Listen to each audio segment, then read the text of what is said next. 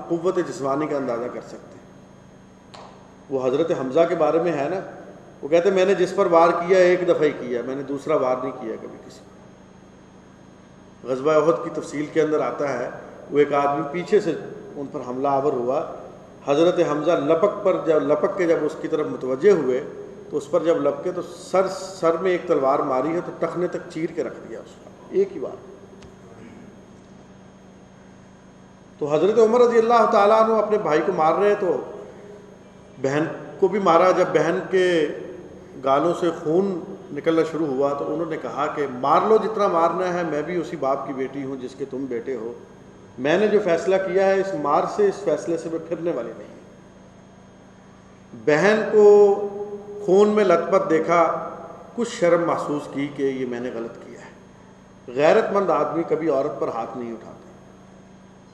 کوئی پیغمبر ایسا نہیں گزرا جس نے کبھی اپنی بیوی پر ہاتھ اٹھایا۔ شریف آدمی کا کام یہ نہیں ہے کہ وہ اپنی عورت پر ہاتھ اٹھائے۔ حضرت عمر نے کہا کہ اچھا مجھے بتاؤ تم پڑھ کیا رہے تھے؟ اننی انا اللہ لا الہ الا انا فاعبدنی، یہ آیت چل۔ کہنے لگے کہ اس آیت کو پڑھنے کے اور اس کلام کو چھونے کے کچھ آداب ہیں۔ تم پاکی کی اس حالت کے اندر نہیں ہو جس حالت میں آ کر کے تم اس کو چھو سکتے ہو۔ حضرت عمر نے اس کلام کو پڑھنے کی جستجو کے اندر غسل کیا، اپنے آپ کو شرعی طریقے کے مطابق پاک صاف کیا۔ اس کے بعد آئے تو وہ حضرت خباب بھی آ گئے سامنے، اتنے میں ماحول بدل چکا تھا۔ تو انہوں نے کہا کہ پڑھنے کے بعد حضرت عمر اپنے زمانے کے اعلیٰ درجے کے شعر شناس آدمی تھے، فصاحت اور بلاغت بھی تھی، لٹریچر کا، ادب کا ان کو بہت ذوق تھا۔ تو حضرت عمر رضی اللہ تعالیٰ عنہ نے کہا کہ مجھے محمد صلی اللہ علیہ وسلم کا راستہ بتاؤ۔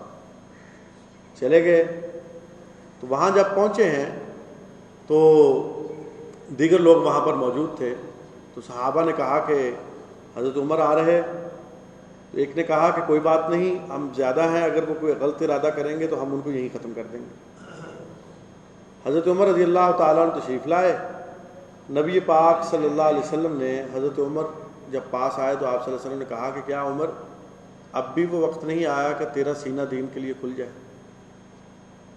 یہی وہ کہنا تھا کہ حضرت عمر رضی اللہ تعالیٰ عنہ نے رسول اللہ صلی اللہ علیہ وسلم کے ہاتھ پر کلمہ پڑھا، اشہد ان لا الہ الا اللہ وحدہ لا شریک لہ واشہد ان محمد عبدہ ورسولہ۔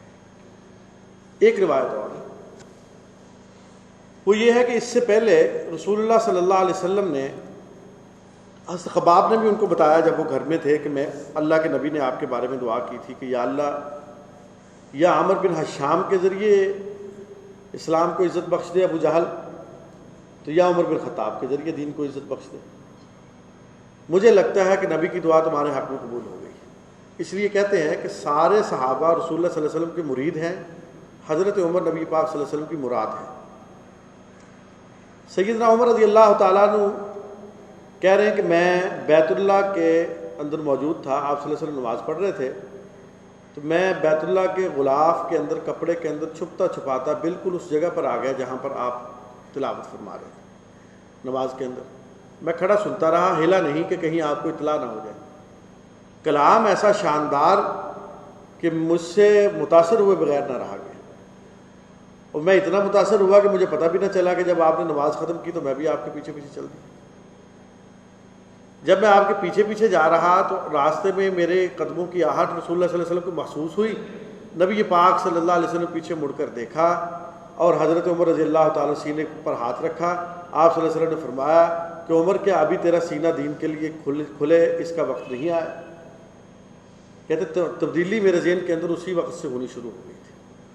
اب آپ پہلی روایت کو ان کے اسلام قبول کرنے کا وہ مطلب سمجھ لیں کہ پہلی روایت کو دیکھ لیں کہ اس کے مطابق ہے یا دوسری کے مطابق ہے۔ دونوں روایات کے اندر نبی پاک صلی اللہ علیہ وسلم کی دعا ہی کارگر ثابت ہوئی ہے حضرت عمر رضی اللہ تعالیٰ عنہ کے حوالے سے۔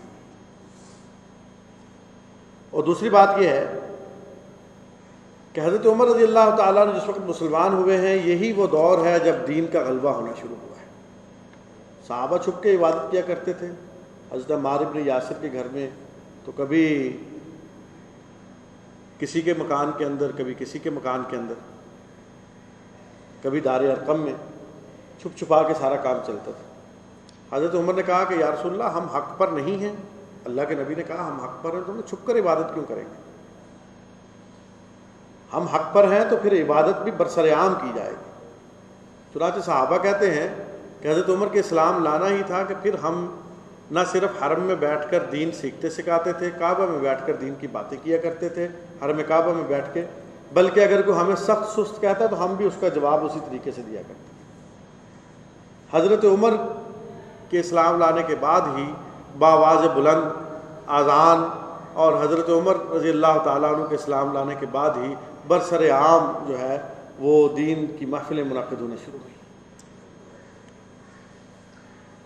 اور رسول اللہ صلی اللہ علیہ وسلم نے، حضرت عائشہ کی ایک حدیث ہے، یہ میں آپ کو اس لیے سنا رہا ہوں کہ حضرت عمر کے نام کے ساتھ فاروق کا نام بھی آتا ہے۔ سوال پیدا ہو سکتا ہے بھی فاروق آپ کو کس لیے کہا جاتا ہے؟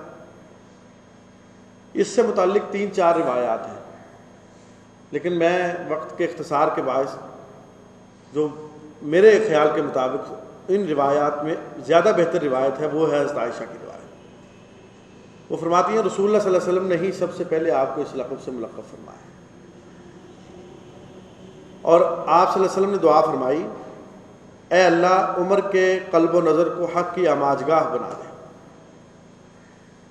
اور دوسری بات یہ ہے کہ یا اللہ کے نبی نے یہ ارشاد فرمایا کہ عمر کا قلب اور عمر کی نظر حق کی آماجگاہ ہے، اور عمر فاروق ہیں۔ فاروق آگے محدثین نے لکھا ہے کہ فاروق فارق بین الحق والباطل، حق اور باطل کے درمیان فرق کرنے والے۔ ان کے اسلام لانے کے بعد یہ سلسلہ شروع ہوا کہ مسلمان ایک طرف واضح طور پر آ کے کھڑے ہو گئے اور کفار دوسری طرف واضح طور پر کھڑے ہو گئے۔ اسی وجہ سے حضرت عمر کو عمر فاروق کہا جاتا ہے۔ دوسری بات یہ کہ اس کے بعد حضرت عمر رضی اللہ تعالیٰ عنہ کی زندگی کے اہم واقعات میں ان کی ہجرت کا تذکرہ ہے۔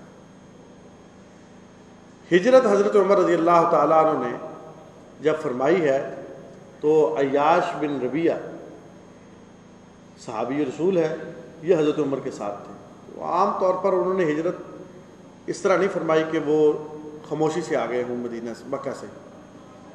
انہوں نے کہا میں جا رہا ہوں، جس کو روکنا ہے مجھے روک لے، اور بلکہ روایات میں آتا ہے انہوں نے کہا جو چاہتا ہے اس کی بیوی اس پر بیان کرے وہ میرے راستے میں آ جائے۔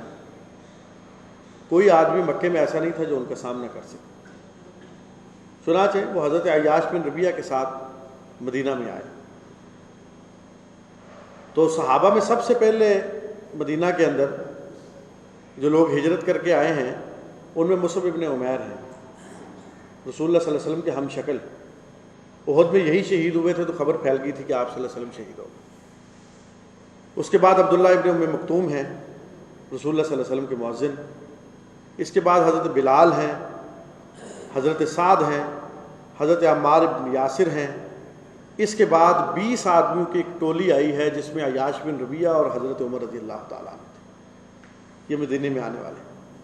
جب یہ مدینے میں آئے تو وہاں کے دستور کے مطابق یہ تھا کہ مواخات قائم کر دی جاتی تھی، بھائی چارہ قائم کر دیا جاتا تھا صحابہ کے درمیان، کہ باہر سے آنے والے لوگ اسی طرح تھے جسی طرح لٹے پٹے مہاجرین کے قافلے تھے، اپنی دولت، اپنا گھر بار، اپنے گھرانے کو بھی، حتیٰ کہ مکے کے اندر یہ لوگ چھوڑ کے آ رہے تھے۔ تو